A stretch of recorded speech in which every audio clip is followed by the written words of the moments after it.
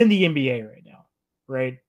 TNT not getting the rights, I think, is a big deal. I think maybe it's more of a nostalgia big deal.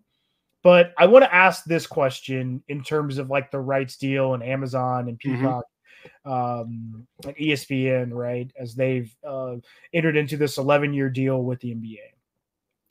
Where does the NBA go when KD, LeBron, and Steph retire? Ooh, TikTok. That's where they go. Stay with the virality. They got it. They got to stay ahead of the curve. You're going to see a lot of TikToks coming out, trying to stay. And I think we've done a lot of stories of Gen Z and getting that crowd and their attention. But no, in all seriousness, it's a really good question because, we talked about the Olympics just now, and you see the draw that this team has in that stadium and just around the city of love, the city of lights, and the city of love, as they, just their presence, and everywhere they go, just drawing swarms of people, and it's because of your big four. There's a funny video out there, like LeBron was walking in. Include AD was walking, Steph walked in, and then Tyrese Halliburton came, and then everybody quieted up because they don't know who he is. It was right, like the dichotomy between the cheers and then just the dead silence was just amazing. And like Tyrese, I don't think he's in the moment. He probably didn't get it. It's going to be interesting. I think the NBA has built itself as a brand, and it's so big that it's now, I think it's getting to the levels. And I think at the point when LeBron, KD, Steph are all gone, it'll be at the level that the NFL is at in terms of having a fan base that will always be rock steady as an economical or as a financial foundation, so that they won't flounder, even with missteps in what I think is the wrong route to go in this streaming TV deal. So is it to the same level as the NFL? No, because what the NFL has been able to capitalize on, and they've had the growth from fantasy football. So you brought in the casual to then enjoy watching the game. So the NBA, that's why I was joking about TikTok, needs to find something where the layman, the casual fan, can be like, I just enjoy watching because I have X also going with it. So I do like basketball. It's a little bit of a harder draw because there's so many games, but I do think that basketball has definitely edged itself into the second place behind football, obviously. And I think they'll be fine. And it's just, I don't understand in knowing how cycles work, because everything is cyclical. When you look at trends, when you look at things that fads that, go away and then end up returning. I mean, you look around, you look up, Starter made a comeback. Like where was Starter at? I know it's closed. Closed is on a faster cycle, but the NBA is going the route of the immediate, which is going into streaming services.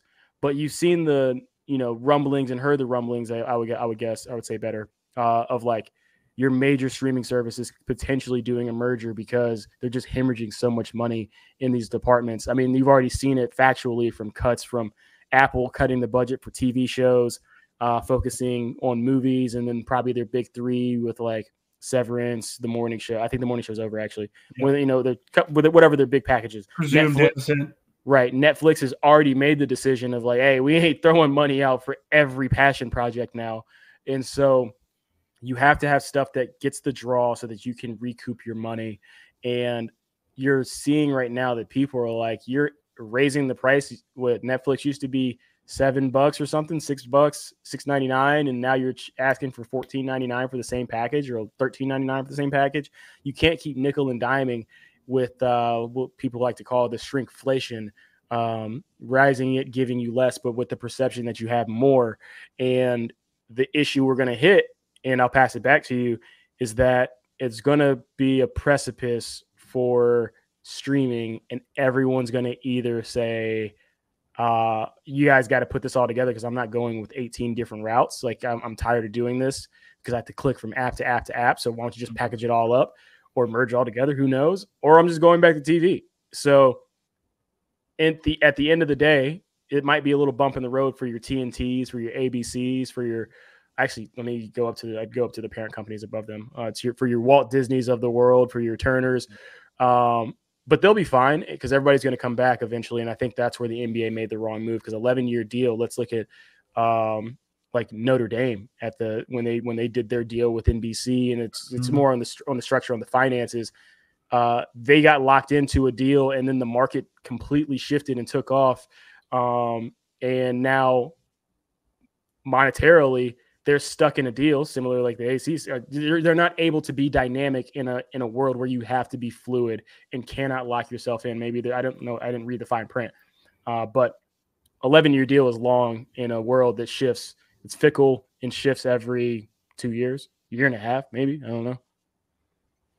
Well, yeah, I'll hit that what you said at the end there quickly, right? That's why they've combined the venue sports, which is ESPN, Fox Sports, and I believe TNT Sports, right? So Disney, Fox, and Warner Brothers direct to consumer kind of streaming service, which is just around sports, to kind of combat that. I'm going to then kind of counter a point that you said, because I on one side I agree with you. I think NBA has done well with casual fans in the past, and I think that's why my question is there around where does the NBA go when KD, LeBron, and Steph retire? Because a casual fan knows them. They resonate with them. I don't believe on one side, is a casual fan on a Monday night going to seek out where the game is? To your point, if they don't have whatever the streaming service, or if it's not on YouTube TV or Sling TV or whatever, are they going to be searching for the Grizzlies against the Rockets? Probably not, right? And I think what's about to happen, or what we're going to see the shift is you talked about football there. Football has a one up where, yeah, casual fans can lock in for a day or a couple days, right? Maybe Thursday, Sunday, or Sunday, Monday for fantasy, right? And they can casually watch, or they can sit on the couch. And it's also like a day where like a lot of people aren't doing anything on Sundays. So it's kind of perfect. Where the NBA does not have, I think, that aspect where like a casual fan can just for one day, for one day, hey, I can lock into a few games and be able to watch and consume a ton of things. And it's, I can text with friends and all the things, right? I also think football has a advantage in the terms of the affinity that we have for our teams. People truly care about their football teams, right? And then, a little bit down, they care about the players who, play for those teams. I don't think that has been the case for the NBA. The NBA has been so star driven for the past couple decades. Like I would be curious to see who were like some of the real fans of the teams. And to your point, entering into this now streaming world where, you're moving away from, this is TNT's last year, right? You're moving away from that thing that we've known for the longest, right? The Tuesday, Thursday throughout the year that I can go to TNT, Bones is going to be playing, or Charmed, or whatever. And then right after that, I've got 2 games that I can watch, and I can listen to Charles and Kenny and Shaq and Ernie and enjoy myself, right? And I think the NBA, I agree with you. I think it's a misstep in the terms of like, I don't think the NBA is in the same place that the NFL is. And I think as they enter into the streaming, new contract in this 11-year deal, they're going to lose what casual fans have always gravitated towards, which are these huge names that we all know. I don't think people are going to, this is no slight on any of these players I'm about to say, but like, I don't think a fan is going to be like on a Wednesday night, like, oh, Donovan Mitchell's playing tonight. Let me go check that out. Like, I just don't think people care. I don't even think people care about like Jason Tatum or Jaylen Brown. They just won the championship. If people see the Celtics against, I don't know, the Knicks or the Sixers, right? I don't know if from a casual perspective that gets people into the door. And so I am curious like what happens. And something just to note, we can move to the other small story here. But something to note on this is the NBA averaged 1.6 million viewers for last year. The WNBA at the beginning of the season. Now the numbers have fallen off a little bit, right? But Mm-hmm. at the beginning of the season, for nationally televised games, we're averaging 1.3 million viewers, right? Mm-hmm. And so I think that's the thing you have to think about. Like, again, you're talking about an average. NBA has so many more games, right? And obviously, the whole rest and people taking games off and all that stuff that happens within the NBA is a huge thing there. But it is interesting to note how close the numbers are when you really kind of dive into it, to think about how big this deal is. And then the fact that now, yeah, I've got to go find these games on a random Monday, Tuesday, whatever, right? If you're not watching League Pass. And I just don't know if fans are going to do that all the time. And so that is super interesting to me kind of moving forward. And that hits me to like the last point I want to make, or the last kind of. Hold on, before you move on. Yeah. I'm going to tell you what's going to happen. Yeah. Just like she said in Waterboy, it ain't no guess that's what it's going to be. Ooh, watch out there, Swanee.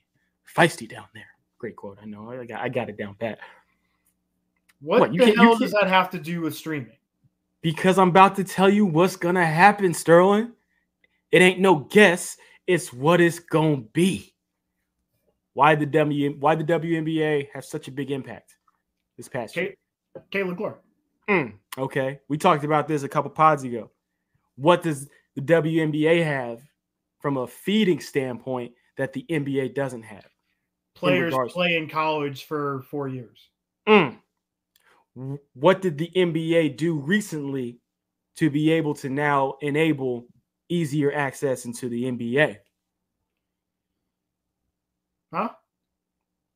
Shifting the landscape so you can go to the G League and then money into the G League so you can be one and done without having to go to college, to the point of having a one and done. So what will the NBA potentially do? Because I don't have the data right in front of me of the last time they changed it. I know it was I think after was it after Sebastian, like Telfair? I don't know the exact year, but the NBA has gone through ebbs and flows. Dwight's the last year. Dwight's the last year for high school to NBA, and then you went to college, and then I think you're going to see an eligibility change to either 2 years. No, we're not going to change it.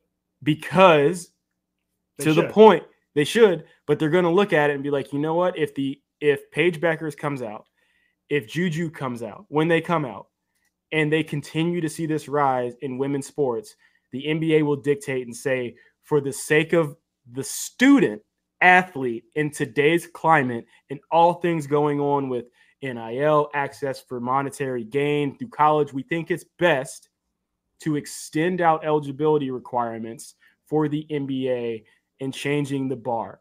So now when you that'll be a labor dispute, and I think it's also in the CBA, right? So like we got to see when's the CBA. Let me check when the CBA's up. They just did it. They just did it. Yeah. And what's the cycle on the CBA?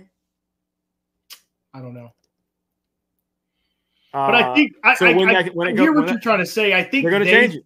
Well, hold on. I think what the NBA hopes is that the NIL will keep kids in school without them having to change anything. But I agree with you. The advantage that the WNBA has is that you, again, affinity, right? Mm-hmm. You care about these players. You care about who they are and what they are, right? That's what college is going to have to do. You're going to have to change the feed-in. It's seven years for the CBA. And that's the tough thing is like these kids play 1 year. They don't have a lot of like the real mechanics around being a very, very good basketball player at a high level. They come into the league. They're either in a bad situation like Cade Cunningham, or they just can't play yet, right? Right. Like a Wiseman situation.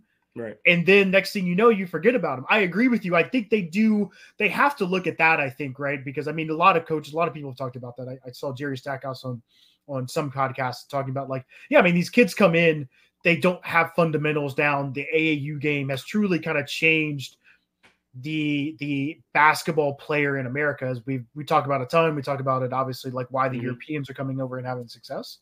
But yeah, I think that's where things are kind of headed, is like, I think the WNBA, I don't think this is like this year is not. No, it's not. And it's going to continue. You're going to see the trend going up. There's not going to be a retraction on the graft, maybe slight. But it's going to continue to trend up. Let me hit that, because I agree. I think they had this moment with Caitlin Clark. And to be honest, the WNBA, in my opinion, fumbled it, right? Jeff Teague kind of talked about the game within the game. Like, the WNBA and the Fever, in my opinion, failed Caitlin to start the season.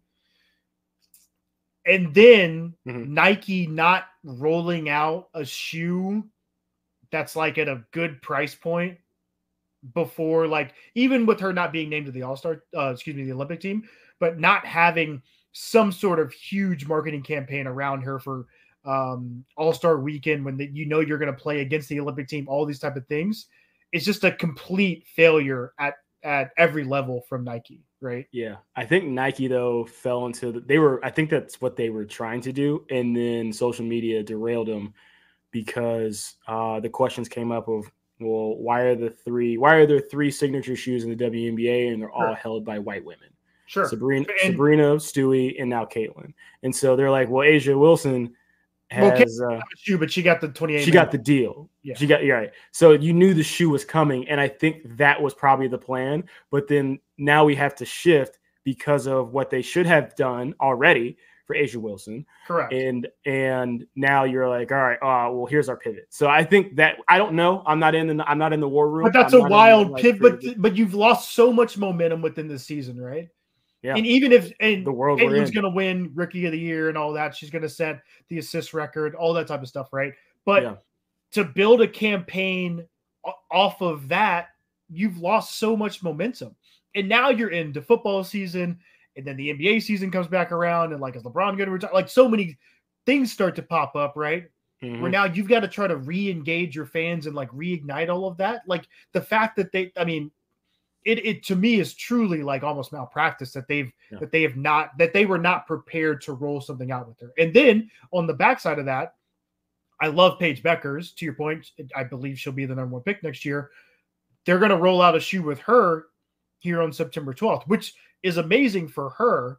But again, like it's just like, what is, I don't know if you saw that viral post that's a former Nike exec kind of talked about it. It's like, what is your plan right now from a Nike perspective? Like, what are you trying to achieve within sneaker culture, within basketball culture? And it feels like they, obviously we can all talk about, I could go into like a 30-minute rant about how bad the sneaker app and like what that did and bots and influencers and all that type of stuff. But I think at the end of the day, it feels like they do not know what they want their women's basketball and just basketball in general to kind of be for Nike as they kind of head in, as I said, as they head into a world where they don't have LeBron. Yeah. I think it's hard to set the trend and set the market in kind of uncharted territories and being able to set a new trajectory, set a new path forward for an entire sport, really, where you knew the playbook because the playbook got designed in 1980. When was Jordan drafted? 84. You had innovators at that time, and you need somebody to be that innovator in this space. To then set the market in their direction of, hey, this is how we can continue to propel our professional women's sports here in the country. And I think everybody's nervous. I think everybody's really reactionary due to a few mediums that are out there that can shift. You feel like you think, honestly, I'm just an honest question. Mm-hmm. You feel like the bad faith arguments and conversations around Caitlin Clark and Angel Reese and Race affected what Nike wanted to do? I think they do, because they immediately came out and gave the signature shoe. I think it. But that was in the works, though. Let's not be reactionary. Right. They weren't reactionary like, oh, Asia Wilson, here's a shoe. Announcement wise, though. So I don't know if you're shifting resources. Weird, but that was in the works. It was it's a bad rollout. I'm just a squirrel out here trying to get a nut. I ain't in these creative rooms. I'm not in these executive meetings. I'm just saying it was a bad. You could say it's a bad rollout, as a but common fan. It's not like they were looking at Twitter like, oh shit, yeah, we need to give Asia Wilson the shoe. I mean, to me, that's what it looked like. We're in the world of conspiracies over here. It's a conspiracy-driven century. I don't know. These things are months in the planning, right? And that's why I said I said like with Lynn, I just don't. To your point, you give her $28 million. You know all the things that are coming up this year, the Olympics, all that type of stuff. Mm-hmm. To not plan this out, to have her have a shoe at the same time here that they're rolling something out with Paige. It's just like, why? Why would you not do that? Why would you not be ready for that? Now I agree. Yeah. Asia should have got a shoe like a year ago, 2 years ago, right? So I'm just saying, announcement look a little fishy to me, brother. Some smoke coming from the building, got to be some fires. So, you know, just common sense over here. You know how they would say back in the day, how your grown folks would tell you. You got to keep your antennas up out here, Sterling. You got to understand, like Jeff Teague said, it's the game within the game. Game within the game is a real thing. I want to hit something too, just on this point, right, where the WNBA is I think women's basketball is having this moment, and I think that's why we talked about 3-on-3 at the beginning, and we were making some jokes. But the Unrivaled League launching, Brianna Stewart being one of the co-founders of that, I think is huge. And Paige Becker's going ahead and signing up for that now, I think is also big, right? I think what we're trying to say is we've been able to follow her throughout her whole career, right? You know, comes in, all the accolades, Gatorade Player of the Year, is awesome freshman year, then has the injuries. Now she's come back, led UConn to the Elite Eight there, right? Plays against Caitlin Clark. And now we get to see her for her senior season and then know that, hey, not only we get to watch her for her senior season, she's going to then go in, presumptively is probably the first pick of the draft. And then we also know, hey, she's going to play in this 3-on-3 league. I'm going to go watch that, right? And I think, like I said, I think if you're a marketer out there, if you're a brand, women's sports is something that you're going to see more people attach themselves to because there's a ton of dollars there and the eyeballs are telling you that people are gravitating towards it. So really cool thing there for the Unrivaled League, really cool thing for Paige Beckers. I'm really excited to see